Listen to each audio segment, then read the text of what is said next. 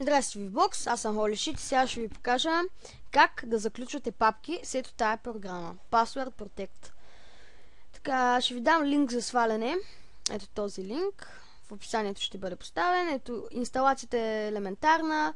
Next. После копирате крака, нали, и поставяте съдържанието му в инсталационната директория. И, нали, супер лесно. Сега, нека да кажем, имате някоя папка, която не искате да се влиза от други хора в нея. И трябва да я заключите. Ей, така става. Значи, отваряте програмата. Lock Folders.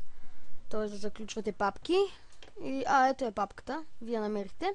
Давате ОК, нали, кликате върху нея и пишете някаква парола. Да кажем сега 1, 2, 3, 4. Няма значение каква е, нали. Важното е вие да си я помните. И вижте какво стана. Ето. Папката вече е заключена. Само да затворя това. Вижте какво става, когато се опитам да вляза в нея. Иска ми парола.